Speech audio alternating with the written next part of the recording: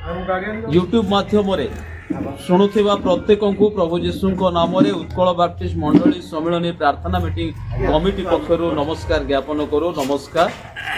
चलित मास 23 एवं 24 तारीख में उत्कल बाप्टिस्ट मंडली सम्मिलनी प्रार्थना मीटिंग तृतीय प्रार्थना मीटिंग अनुष्ठित होब अंडर सिंह मंडली रे।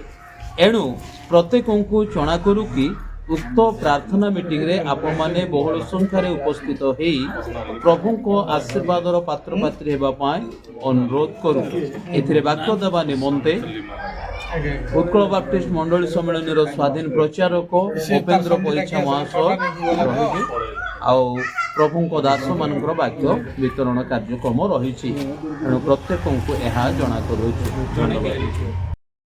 प्रभु को विशेष धन्यवाद दे नमस्कार जनाए प्रत्येक दर्शक मान को प्रभु जी अनुग्रह करी आम उत्कल बाप्टिस्ट मंडली सम्मेलन विभिन्न प्रोग्राम विषय में प्रकाश करे जहाँ चैनल अच्छी आम निजर ख्रीष्ट खबर। बर्तमान पालक मो सहित अच्छा अंडर सिंह मंडल पालक अच्छा sir praise the Lord sir. Praise the Lord. आम जहाँ शुणा पारिछु चलित मासरे किछि एक महत्वपूर्ण कार्यक्रम आपण मंडल हो जाउछ कोन से सब कहिबे। प्रभु को धन्यवाद दिए। हम उत्कल बाप्टिस्ट मंडली सम्मेलन प्रत्येक कर्मकर्ता कर्मकर्ती सहित विभिन्न भाग में कार्य कर आसुथिबा समस्त को मोर नमस्कार। नमस्कार। प्रभु को धन्यवाद दिए जे हम जो प्रार्थना मीटिंग रही अच्छी आम मंडली अर्थात अंडर सिंह बाप्टिस्ट मंडली रे चलित मास 23 तारीख में आमर गोटे उद्दीपना सभा सहित 23 संध्यारे एवं 24 सकाळे जो आमर उत्कल बाप्टिस्ट मंडली जो प्रार्थना मीटिंग रही अच्छी ताहा मैंने करने को जाऊँ। तेणु विशेष धन्यवाद दिए जे प्रत्येक पालक मानू पुणी चालक मानू जिते कर्मकर्ता कर्मकर्ती सहित प्रार्थना प्रिय भाई भौणी मान विशेष आम अनुरोध करुचु। यह गोटे एक उत्तम विषय अटे जहाँकि परमेश्वर पाद तले निज निज को समर्पित हो क्रंदन सहित ईश्वर निकट में उत्सर्गित होगा विषय। तेणु प्रत्येक को मु आह्वान करे प्रत्येक मंडलीर सभ्य सभ्या माने प्रार्थना प्रिय भाई भौणी माने आम मंडली को आसी आशीर्वाद जेपरी पाइबू आपण माने भी निज निज आशीर्वाद पाई जी ए निमंते मोर विशेष अनुरोध।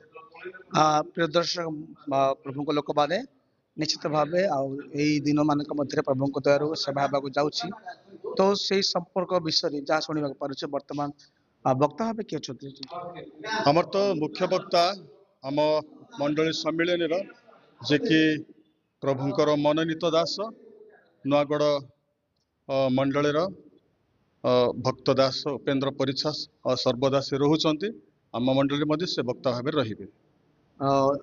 यह थिला वाक्यर विषय आम जाना पारिछु।